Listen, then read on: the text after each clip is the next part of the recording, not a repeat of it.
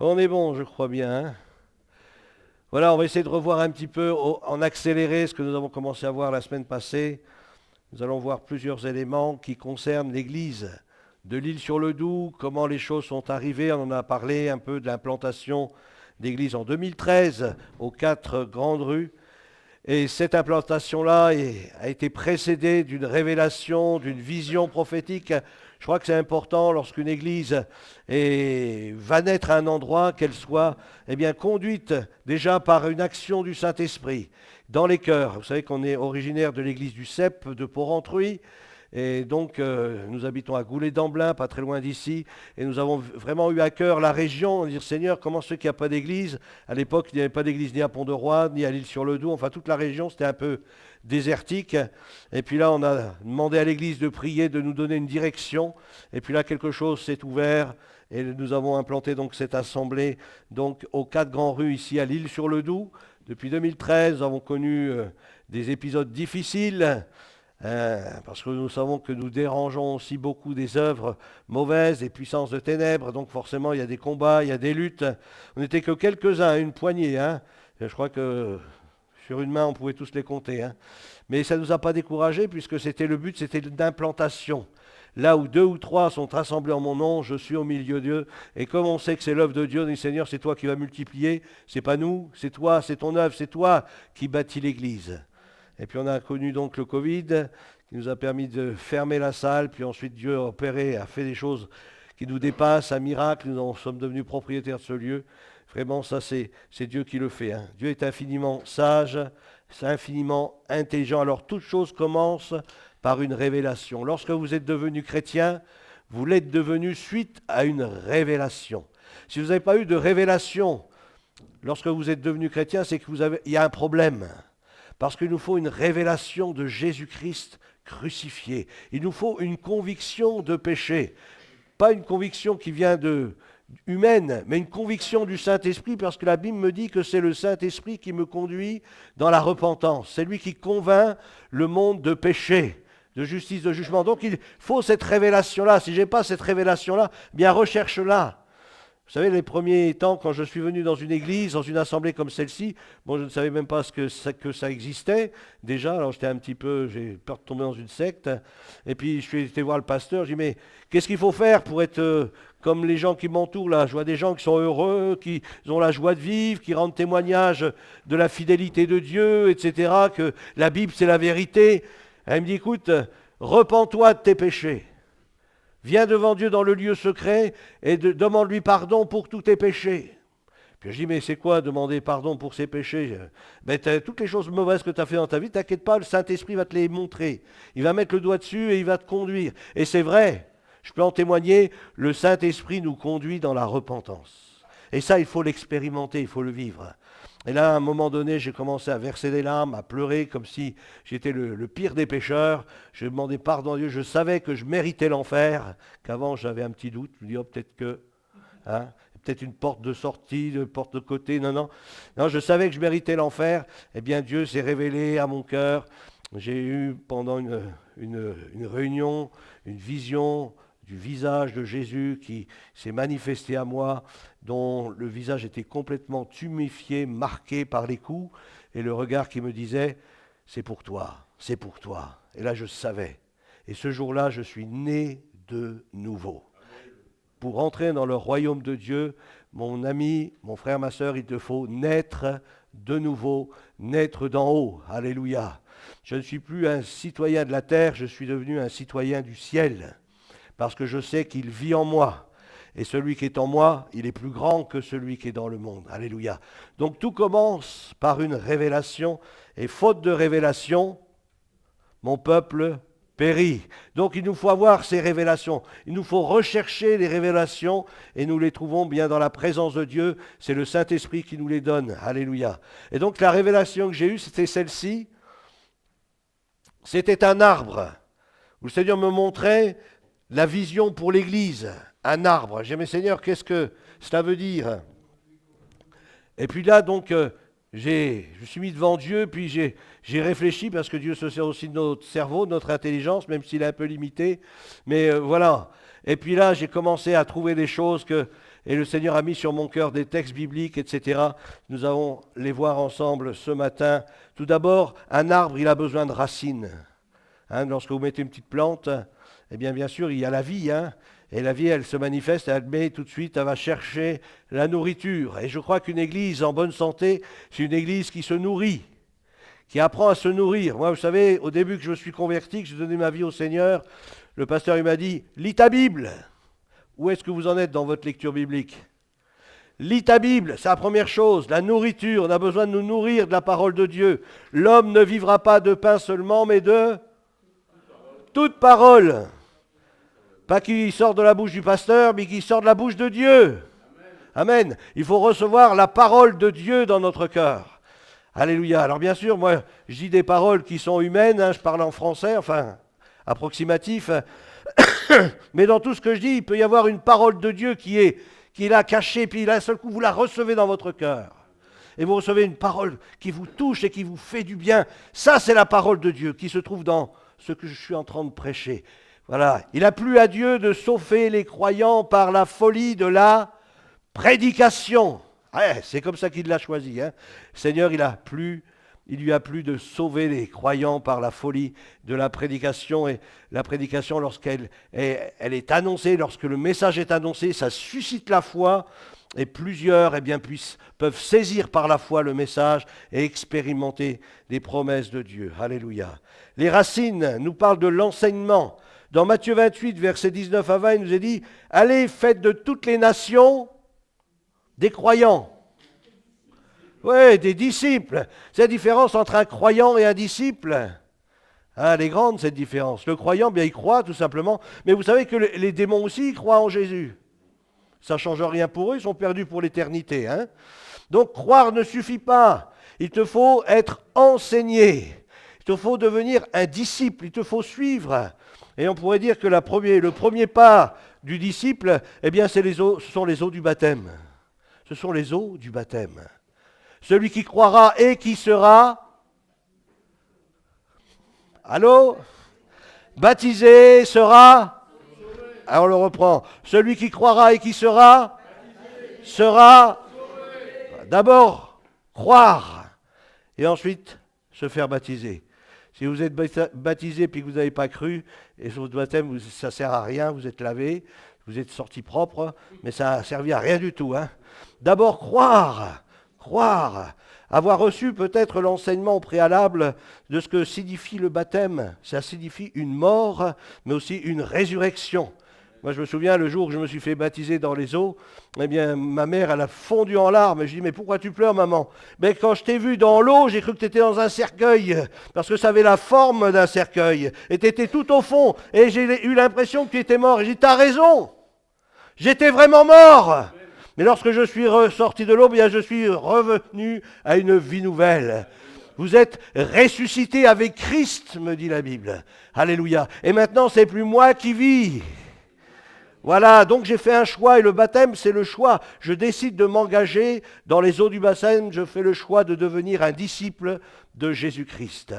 Alléluia. Quelle grâce, mais aussi quel combat, quel combat. Notre frère nous a parlé de la mer Rouge, qui, dans la Bible, on trouve que la mer Rouge, c'est le symbole du baptême, mais c'est un combat pour traverser les eaux du baptême.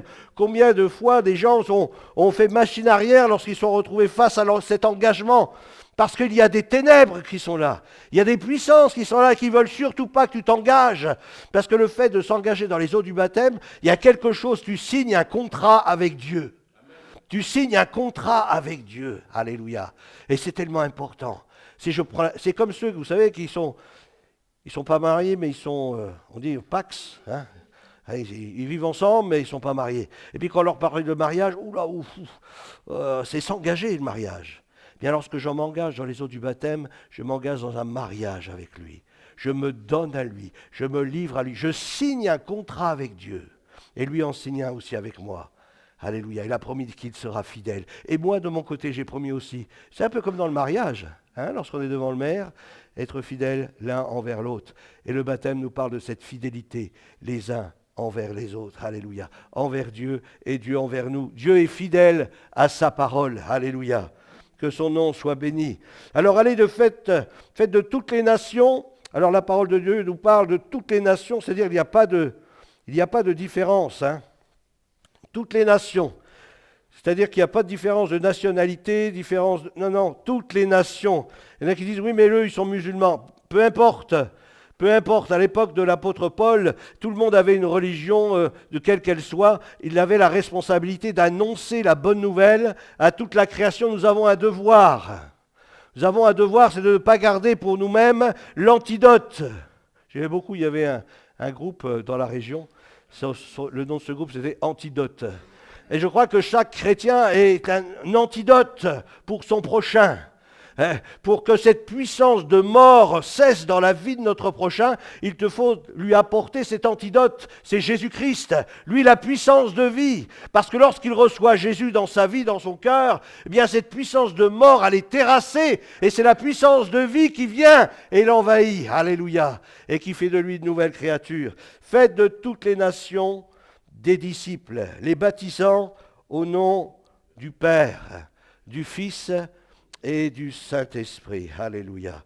Le Père, le Fils et le Saint-Esprit. Et enseignez-leur. C'est notre responsabilité. Vous savez que c'est votre responsabilité.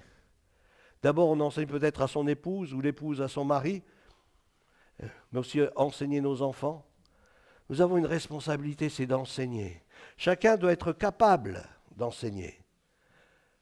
Au début que je me suis converti, j'avais tellement soif de l'écriture que je cherchais des cours bibliques partout, je pouvais en trouver. Et à l'époque, ça tombait bien, il y avait Billy Graham qui venait sur Reims. Et puis là, j'ai sauté dans l'affaire, et puis là, j'ai pu avoir des cours bibliques qui distribuaient gratuitement. Et là, je me suis vraiment nourri, je me suis vraiment plongé dans les Écritures, et j'ai vraiment reçu. Enseignant. Nous devons devenir des enseignants, être capables d'enseigner ceux qui nous entourent. Alléluia. Gloire à Dieu. Alors bien sûr, pas de choses trop compliquées. Commencez pas à parler de l'Apocalypse, commencez à parler de ce que Jésus a fait. L'évangile de Jean, prenez l'évangile de Jean. Il y a tellement d'enseignements, rien que dans l'évangile de Jean. Un enseignement qui fait du bien, qui encourage. Et je crois que c'est ceux qui viennent au Seigneur, c'est ce qu'ils ont besoin d'entendre, des encouragements à persévérer dans la foi. Enseignez-leur à observer, puisque l'enseignement, ce n'est pas simplement écouter, mais c'est aussi mettre en pratique. Un disciple, il met en pratique. Il fait tout ce que son maître, il copie. Il copie ce que son maître, il fait. Enfin, je ne sais pas si vous avez vu dans des émissions, etc., lorsque vous avez même des bouddhistes où ils ont un maître, eh bien ils recopient exactement tout ce que fait le maître. Eh bien, si nous sommes disciples de Jésus-Christ, Jésus a dit, tout disciple accompli sera comme son maître. Et nous avons besoin de grandir dans la foi. Ça, c'est notre priorité, grandir dans la foi. Observez tout ce que je vous ai prescrit, et voici, je suis avec vous. C'est beau, hein? Quel beau passage. Hein? Allez, faites de toutes les nations des disciples. Déjà, ça demande de l'énergie, de la combativité. Les baptisants au nom du Père, du Fils et du Saint-Esprit, c'est-à-dire qu'il faut les amener à entrer vraiment dans cette vie de disciples de Jésus-Christ, une fois qu'ils ont reçu le salut dans leur vie. Après, il faut les enseigner. C'est le rôle de l'Église. Ce n'est pas le rôle d'une personne, c'est le rôle de l'Église. Et je crois qu'on a besoin d'entrer dans notre rôle en tant qu'Église de Jésus-Christ. Enseignez tout ce que je vous ai prescrit, etc. Et voici, parce que vous obéissez. Quelque part, on peut traduire comme ça. Puisque vous répondez à mon appel, puisque vous obéissez à ma parole, voici, je promets, je suis avec vous. Je suis avec vous. Je suis avec vous tous les jours, jusqu'à la fin du monde. Alléluia. Les racines, donc, nous parlent de l'enseignement, mais nous parlent aussi de la vie de l'esprit. La vie de l'esprit. Je crois que si nous avons un enseignement et que derrière, il n'y a pas une vie abondante qui déborde, je crois qu'on perd notre temps. On fait des gens qui sont bien endoctrinés, connaissent bien l'Écriture, ils ont une bonne théologie, mais il faut la vie. Il faut la vie de l'esprit. Et je crois qu'on a besoin de vivre cette vie de l'esprit, et on peut trouver cela dans Éphésiens au chapitre 5, versets 17 à 18. « C'est pourquoi ne soyez pas inconsidérés, mais comprenez quelle est la volonté du Seigneur. Ne vous enivrez pas de vain. C'est de la débauche. Soyez au contraire remplis. Remplis. Alors si tu veux être ivre pendant ces fêtes de fin d'année, bien recherche à être ivre du Saint-Esprit. Alléluia. Être tellement rempli du Saint-Esprit, waouh, débordant de sa présence. C'est cela que Dieu, c'est vers cela que le Seigneur désire que nous puissions tendre, être remplis de l'Esprit. Vous savez, lorsqu'on est rempli du Saint-Esprit et qu'on lit la parole de Dieu, nos yeux s'ouvrent. On prend conscience de la parole. Il y a des choses qui nous marquent beaucoup plus lorsque je vis en étant rempli du Saint-Esprit. Donc, il faut que je le recherche. Jésus l'a dit, vous recevrez une puissance, le Saint-Esprit survenant sur vous, et vous serez mes témoins, mes témoins. Vous me ressemblerez plus encore.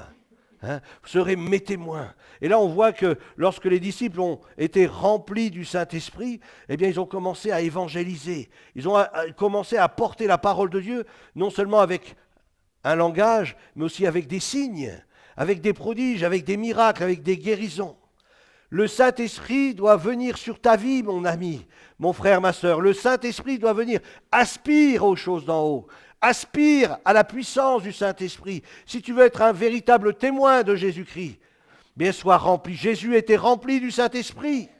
Et le Seigneur, il désire que nous ne soyons pas moins que ce que lui a été, c'est-à-dire rempli du Saint-Esprit. Il a passé du temps, il a été conduit par le Saint-Esprit dans le désert, me dit la parole de Dieu dans l'évangile de Luc. Et il nous a dit que là, dans le désert, il a passé 40 jours. 40 jours, il a pris du temps dans le désert. Et lorsqu'il est sorti du désert, il nous a dit qu'il était revêtu. Revêtu. Et là, on rejoint Actes. Vous recevrez une puissance, le Saint-Esprit survenant sur vous, une onction qui vient sur nous. Alléluia. Bien sûr, tu es déjà le temple du Saint-Esprit si tu as accepté Jésus dans ton cœur. Bien sûr.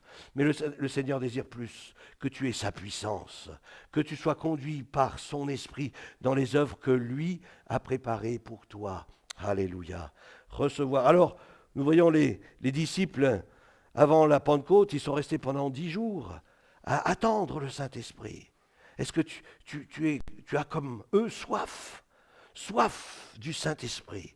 Je crois qu'il nous faut être une église qui a soif de l'Esprit de Dieu, qui a soif des choses d'en haut, qui a soif de vivre les réalités du royaume.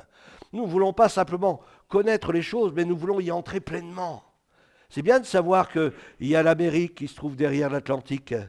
C'est bien de savoir qu'il y a un pays dans le sud de la France qui s'appelle l'Espagne. Mais si j'y ai jamais mis les pieds, qui me dit que ça existe vraiment? On peut connaître beaucoup de choses, mais vis-les, expérimente-les. Alléluia. Et tu peux expérimenter non seulement d'être baptisé dans le Saint-Esprit, rempli du Saint-Esprit, mais tu peux aussi expérimenter la guérison en Jésus. Et cela, tu le reçois, c'est lorsque tu lis la Bible, lorsque tu as enseigné, lorsque tu lis la parole de Dieu, tu dis « Waouh, je peux aussi être guéri. Oui, il a pris mes maladies sur le bois de la croix, ces meurtrissures par lesquelles vous avez été guéris. J'ai été guéri en Jésus. » Tu peux expérimenter les réalités de la parole de Dieu. L'évangile, ce n'est pas quelque chose de théorique, c'est quelque chose de très pratique. J'ai vu des personnes qui étaient liées par des drogues dures, par de l'héroïne, être complètement délivré en un instant. Complètement délivré en un instant. Qui peut faire ces choses si ce n'est Dieu? Alléluia. On a besoin de voir un grand Dieu qui agit encore aujourd'hui, qui a la puissance de transformer les vies et faire naître de nouveau des âmes qui ont besoin, qui ont soif de salut. Alléluia. Dans Éphésiens 6, 18, il nous est dit « Faites en tout temps par l'Esprit toutes sortes de prières et de supplications, veillez à cela avec une entière persévérance et priez pour tous les saints. » Une troisième chose qui nous parle des racines, première chose, l'enseignement. La deuxième chose, la vie de l'esprit. Ça doit être en nous, ces choses-là. Ça doit être en nous. La troisième chose, c'est la sanctification. Sanctification. Je désire marcher dans la sainteté. Est-ce que vous aimez la sainteté? C'est vrai que la sainteté, eh bien, ça demande une exigence. Choisir ce qui est saint. Choisir ce qui plaît, ce qui honore Dieu, ce qui le glorifie. Je choisis de marcher dans la sanctification. La Bible dit que sans la sanctification, personne ne verra le Seigneur. C'est dans Hébreux chapitre 12, versets 14 à 17. Recherchez la paix avec tous. Est-ce que nous recherchons la paix avec notre prochain? Et en particulier peut-être avec notre frère ou notre sœur dans l'Église. Recherchons la paix envers tous.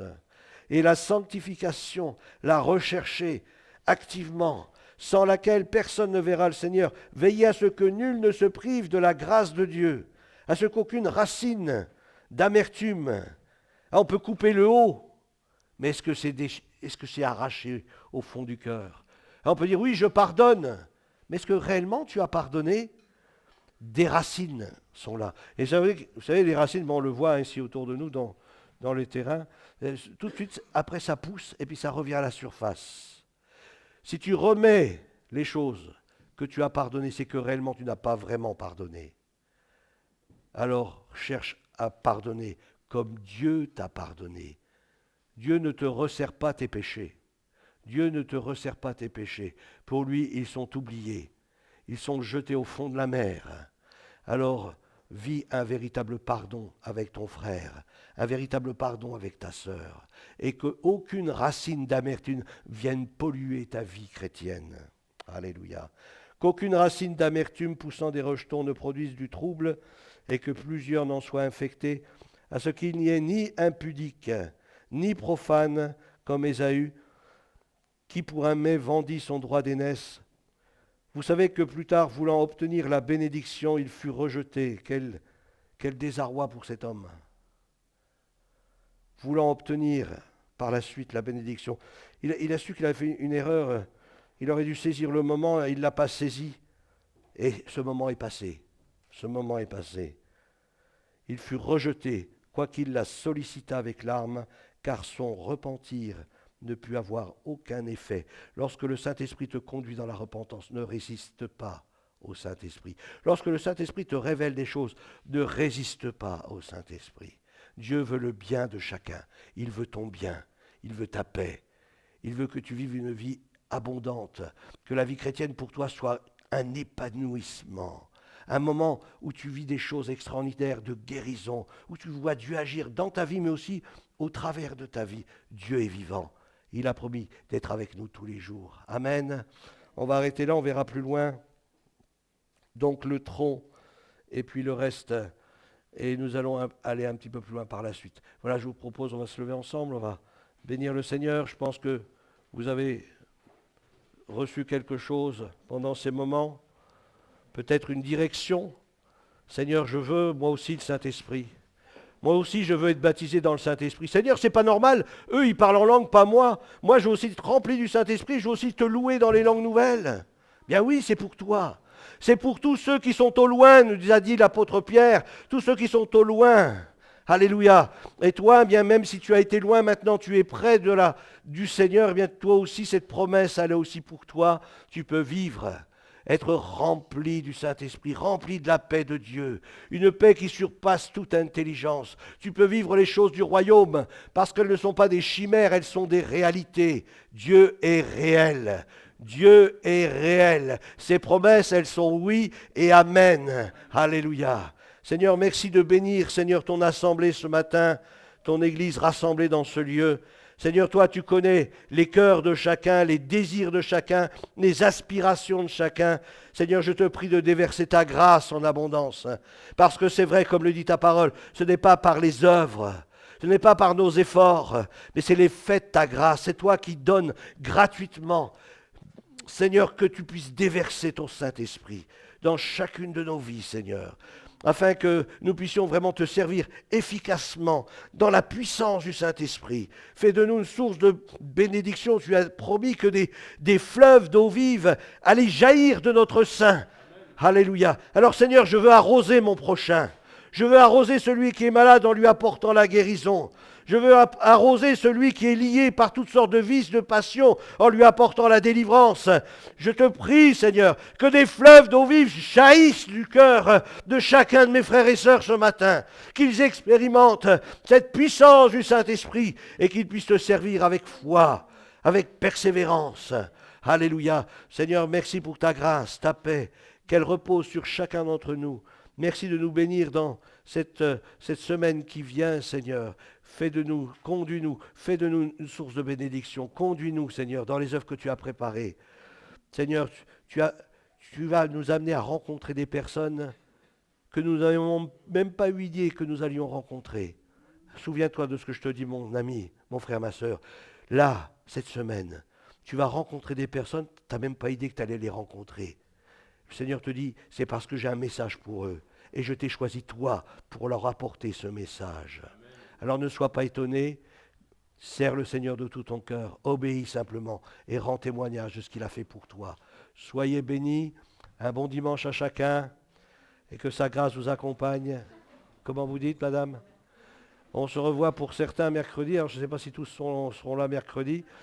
Sinon, vous avez donc une liste là-bas, vous mettez votre nom, et mercredi soir, on passera un bon moment ensemble dans la présence du Seigneur. 19h30, à partir de 19h30.